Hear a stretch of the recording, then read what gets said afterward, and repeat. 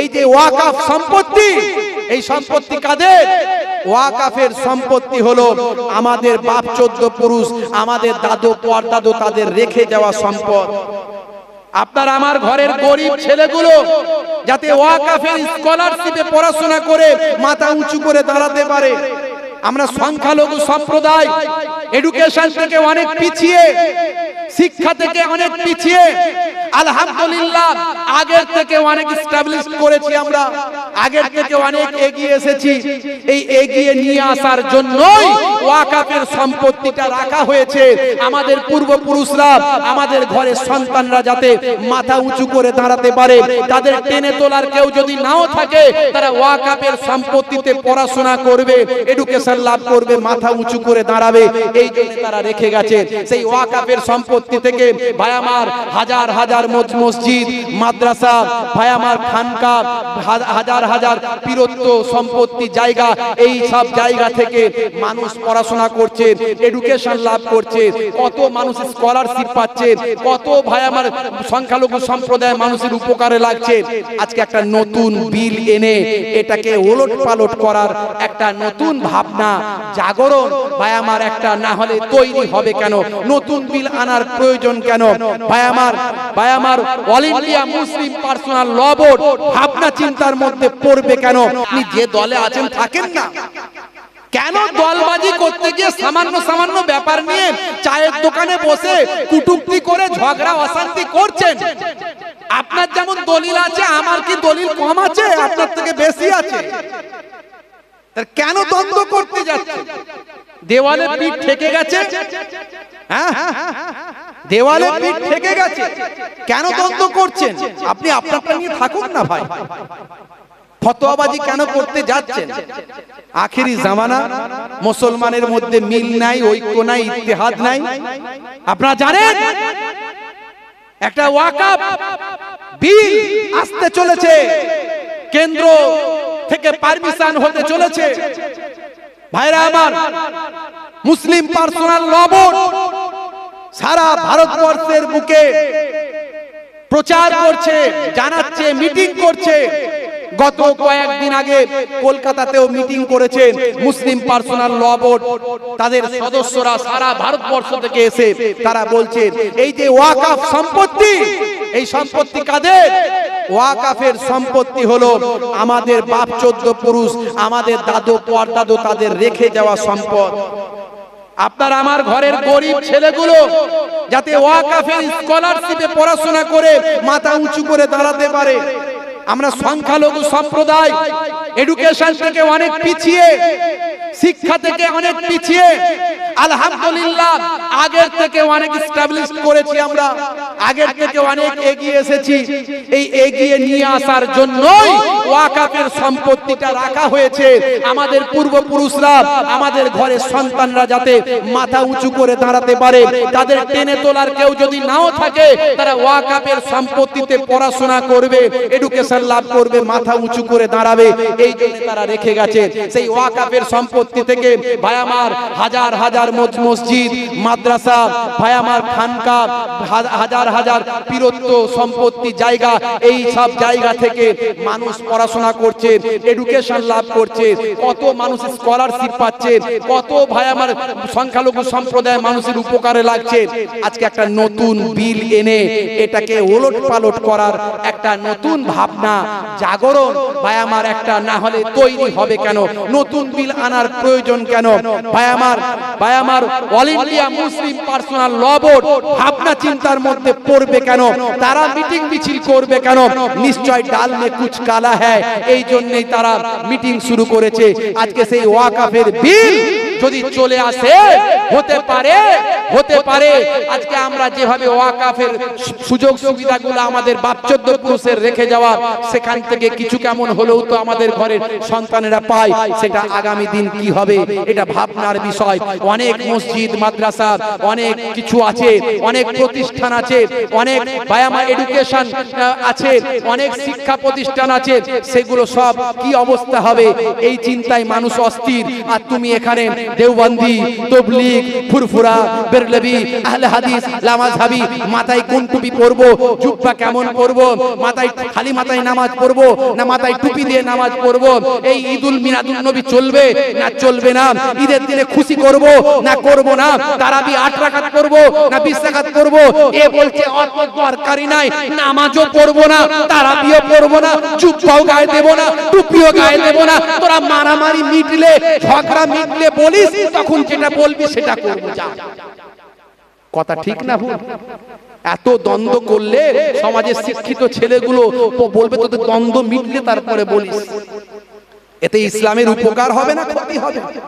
আখেরি জামানা, তুমি তোমারটা নিয়ে থাকো, তোমারটা বোঝাও, অন্যেরটাকে খারাপ বলো না। আমি আমারটা নিয়ে বলি, আমারটা বোঝাই, আমার ঘরটাকে ঠিক রাখি, তোমার সঙ্গে আমার কোনো দ্বন্দ্ব নাই, কিন্তু মৌলিক বিষয়ে আমরা সবাই এক। কথা ঠিক না ভুল? ইসলামের উপর যখন আঘাত আসবে আমরা সবাই এক, দেশের উপরে যখন আঘাত আসবে আমরা সবাই এক, আমার সমাজের উপর যখন আঘাত আসবে আমরা সবাই এক। কথা ঠিক না ভুল?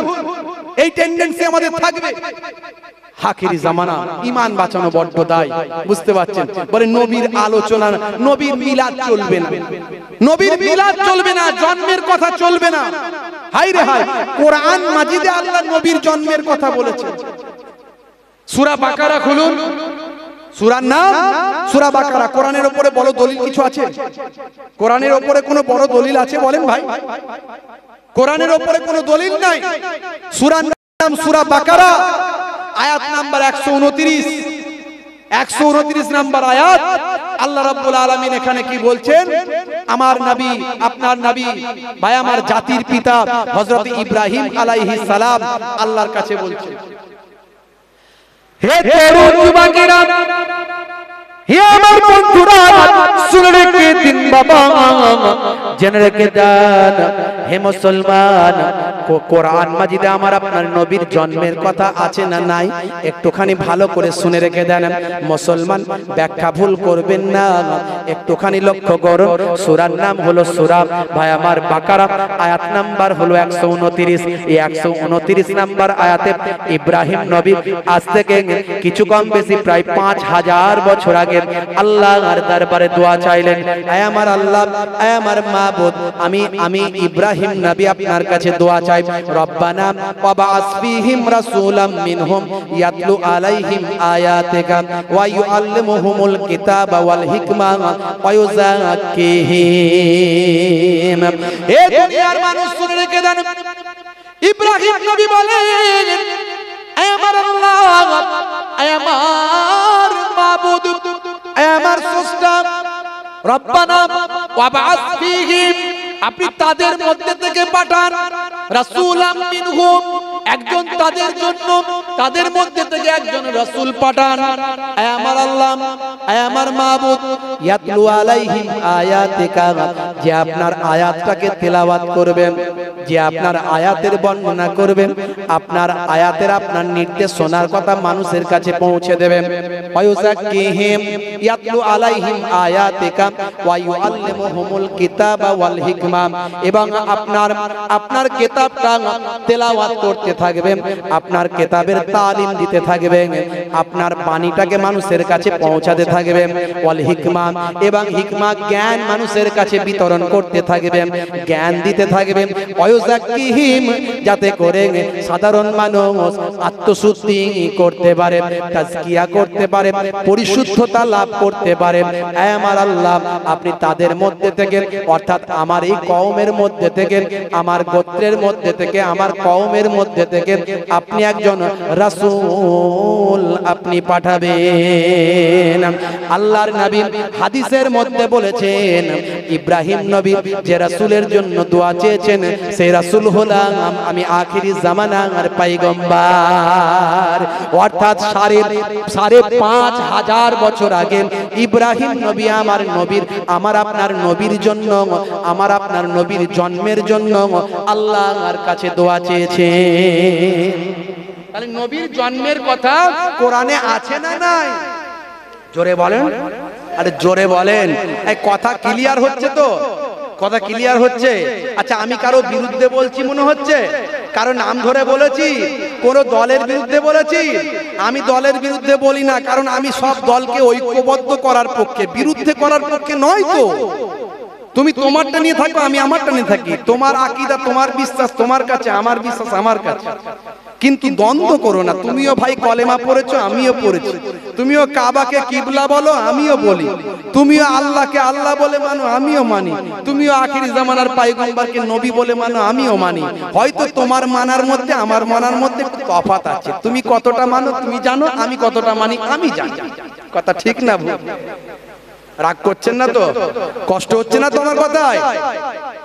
হে তরুণ যুবকেরা, যদি বলেন আর কোন উদাহরণ আছে নাকি কোরআন মাজিদে, আরো কোথাও নবীর জন্মের কথা আছে নাকি?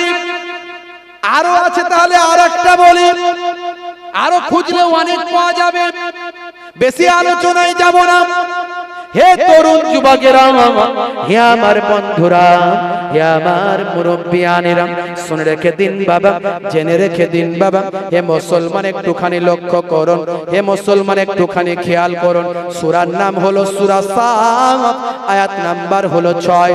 এই 6 নাম্বার আয়াতে হে তরুণ যুবকেরা, হে আমার মুরব্বিয়ানেরা, শুনে রেখে দিন বাবা, আমার আল্লাহ তাআলা কোরআন মাজিদে জানিয়ে দিলেন সূরা সাফের মধ্যে, সূরা সাফ 6 নাম্বার আয়াতে আমার আল্লাহ বলছেন, হে দুনিয়ার মানুষ শোনো, আজ থেকে 2000 বছর আগে হযরত ঈসা রূহুল্লাহ এসেছিলেন। হযরত ঈসা রূহুল্লাহ আজ থেকে 2000 বছর আগে এসেছিলেন। আমরা যাকে ঈসা বলি ওরা বলে যিশু, আমরা যাকে ঈসা বলি ওরা বলে যিশু, আমরা যাকে মুসা বলি ওরা বলে মোজেস, আমরা যাকে দাউদ বলি ওরা বলে ডেভিড, আমরা যাকে আদম বলি ওরা বলে অ্যাডাম, আমরা যাকে ইব্রাহিম বলি ওরা বলে আব্রাহাম, আমরা যাকে দাউদ বলি, আমরা যাকে সুলাইমান বলি ওরা বলে সুলেমান। হে তরুণ যুবকেরা, আসল আল্লাহর দ্বীনটা কিন্তু ওদের মধ্যে থেকেও এসেছিল, কিন্তু ওরা বিকৃত করেছে। ভাইরা আমার, আমার আল্লাহর লেটেস্ট ভার্সন আল্লাহ কোরআন মাজিদ দিয়েছেন, এবং শেষ পয়গম্বর দিয়ে সমস্ত আগের সমস্ত কিছু যা হুকুম ছিল বাতিল করেছেন। আমার আল্লাহ জানিয়ে দিয়েছেন তোমাদেরকে সকলে আখিরি জামানার পয়গম্বরের কথা মেনে চলতে হবে, আর সেই আখিরি জামানার পয়গম্বরের কাছে আসা আল কোরআন মেনে চলতে হবে। কিন্তু ইহুদিরা, নাসারারা, তারা তাদের পূর্বের কিতাব ধরে রেখেছেন। সেই পূর্বের কিতাবে যা ছিল সব আল্লাহ কোরআন মাজিদেও দিয়ে দিয়েছে, কিন্তু পূর্বের কিতাবে তারা বিকৃত করে ফেলেছে পয়সার জন্য, সম্মানের জন্য। তখনকার মৌলবীরা, তখনকার পণ্ডিতেরা বিকৃত করেছে, পাল্টে ফেলেছে, কিছু ঢুকিয়েছে, গোজামিল দিয়েছে, কিন্তু সেটা কোরআন মাজিদে সম্ভব হয়নি। তাই আমার আল্লাহ আগের সমস্ত কিতাবগুলোকে ক্যান্সেল করে আমার আল্লাহ জানালেন যা ছিল সব আমি আল্লাহ কোরআন মাজিদে দিয়ে দিলাম, আর কোরআন মাজিদকে কাল কিয়ামত পর্যন্ত অক্ষত রাখবো। তার কারণ হলো কোরআন মাজিদকে মুখস্থ করার অনুমতি দিলাম। যদি আগুন লেগে ধ্বংস হয়ে যায়, ধ্বংস হয়ে যায় পৃথিবীর সব বইয়ের দোকান, তবু বিশ্ব থেকে হারাবে না পবিত্র কোরআন। জোরে হবে না? জোরে হবে না? করবে কেমন করে কোরআন ধ্বংস আগুনের তেজ, করবে কেমন করে কোরআন ধ্বংস আগুনের তেজ।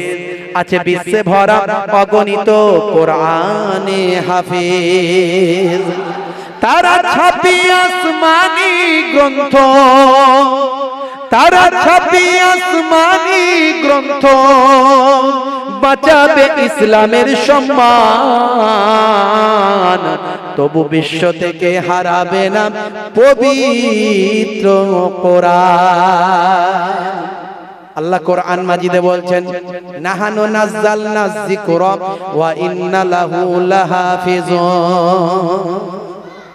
এই কোরআন মাজিদ আমি আল্লাহ অবতীর্ণ করেছি, আর এর হেফাজতের দায়িত্ব আমি আল্লাহ নিজেই গ্রহণ করেছি। তাই কোরআন মাজিদে অনেক সময় ভুল প্রিন্ট করার চেষ্টা হয়েছে, চক্রান্তকারীদের চক্রান্ত লেগে আছে। মনে রাখবেন যে চক্রান্ত কিন্তু নাই, চক্রান্ত আছে।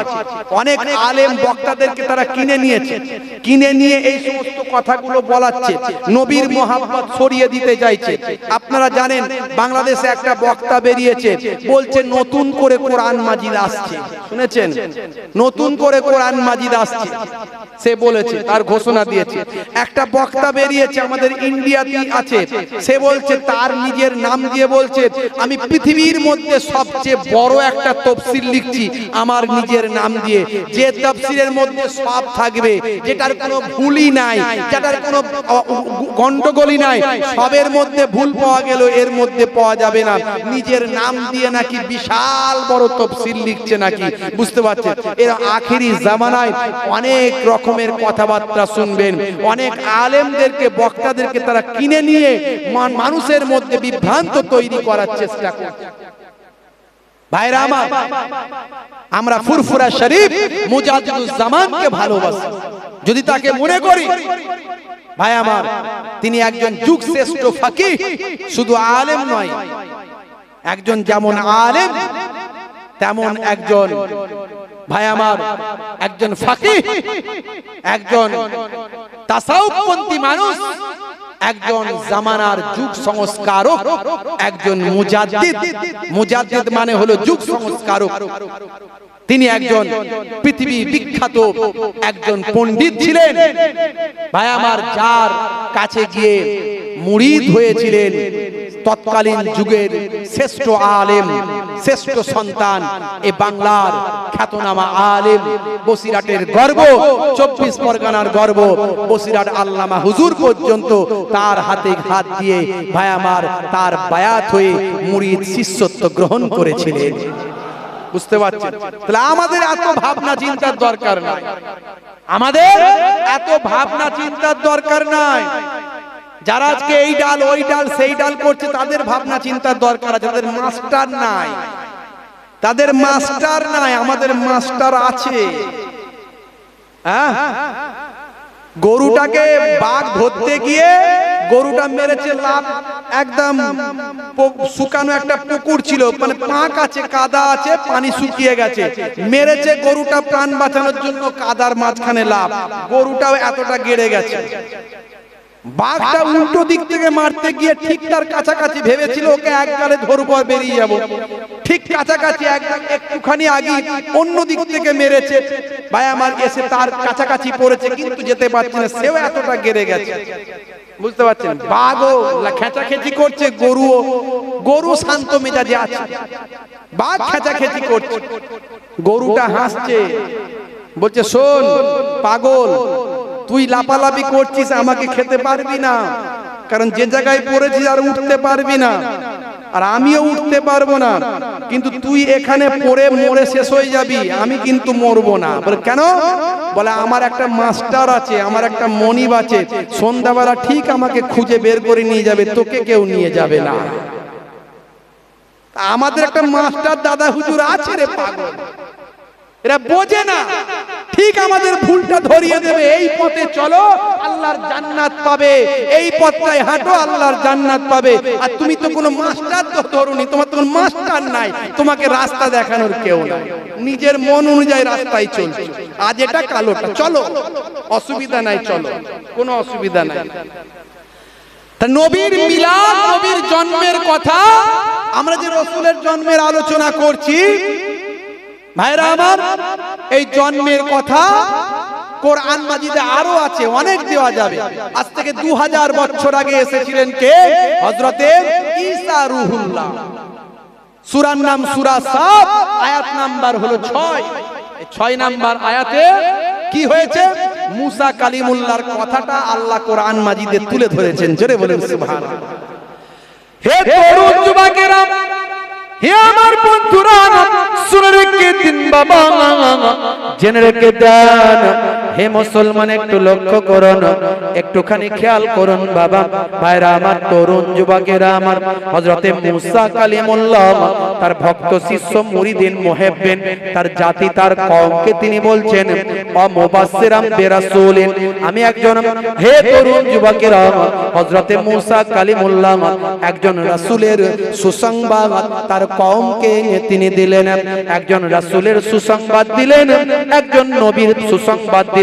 ওয়া মুবাশশিরাম বিরাসূলিন, একজন রাসূলের সুসংবাদ দিলেন, দিয়ে কি বললেন, হে আমার কওম, হে আমার জাতি, হে আমার সম্প্রদায়, শুনে রেখে দাও, আমি মুসা, আমি ঈসা রূহুল্লাহ, আমি ঈসা রূহুল্লাহ কি বলছি শোনো, আমি তোমাদের মাঝখানে একজন রাসূলের সুসংবাদ দিলাম, একজন রাসূলের সুসংবাদ খুশখবরি তোমাদের মাঝখানে দিলাম, আর দিয়ে বলছি শোনো, ইয়াতি মিন বাদি ইসমুহু আহমদ, আমার পরে একজন নবী আসবেন যার নাম হবে আহমদ।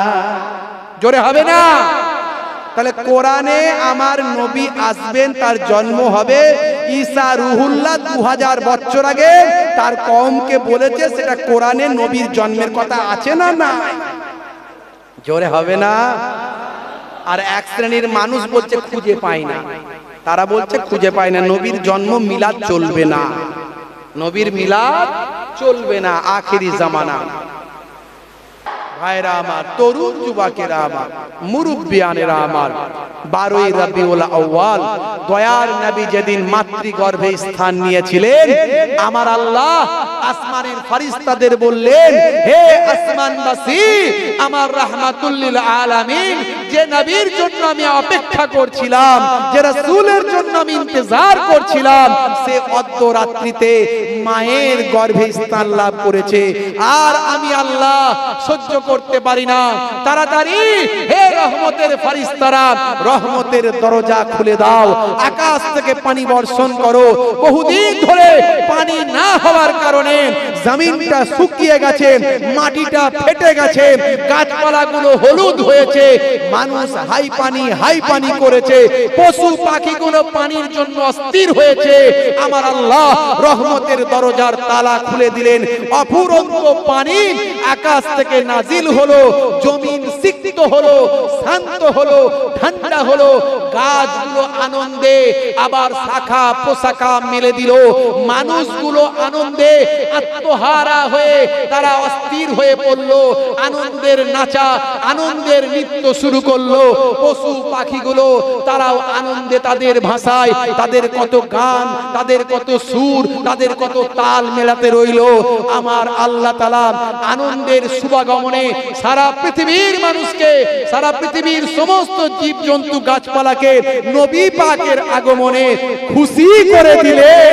ভাই আমার, দোস্ত আমার, তরুণ যুবকেরা আমার, সেই বছর আরবের মানুষেরা সেই বছরের নাম দিয়েছিল সানাতুল ফাতহ ওয়াল ইবতিহাজ, জয় এবং আনন্দের বছর নামে আরবের মানুষেরা নবী জন্মের বছরটাকে আনন্দের বছর, জয়ের বছর হিসাবে ঘোষণা করেছিল।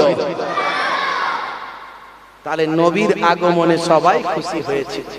আজকে আমরা খুশি না বেজার? খুশি। তাহলে খুশি কে হবে না? শয়তান হবে না, আর শয়তানের চাচতো ভাই ফুফুতো ভাইরা হবে না। বুঝতে পারছেন? বলে জন্ম দিবস আবার পালন করা যায় নাকি? আরে পাগল, এই ইহুদি নাসারাদের মতো জন্ম দিবস মুসলমানরা পালন করে? করে? করে না। জন্ম দিবস পালন মুসলমানেরা করে না, নবীর জন্মে খুশি হয় এটা করে। জোরে বলুন সুবহানাল্লাহ। নবীর মিলাদ, মিলাদ মানে আলোচনা, নবীর জন্মের আলোচনা। শুধু মিলাদ আমরা করি না, নবীর সিরাতের আলোচনা করি, জন্মেরও আলোচনা করি, কর্মেরও আলোচনা করি। আর এই নবীর জন্মেতে আমরা খুশি হয়। বলে জন্ম দিবস করলে মৃত্যু দিবস কেন করো না? তখন মাওলানারা আবার যেমন প্রশ্ন তেমন তার উত্তর তো রেডি করে।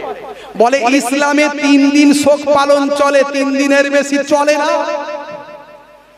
কিন্তু জন্মের জন্য বলা হয়নি 3 দিনের বেশি করা যাবে না। জন্ম দিবস নবী সারা জীবনে যতদিন আপনি পারবেন ওই দিনে আপনি ওই দিন কেন ওই মাসেও করতে পারেন, সারা মাস নবীর জন্মের আলোচনা হয়। কিন্তু মৃত্যুর ক্ষেত্রে 3 দিন শোক পালন, 3 দিনের বেশি পারবেন না।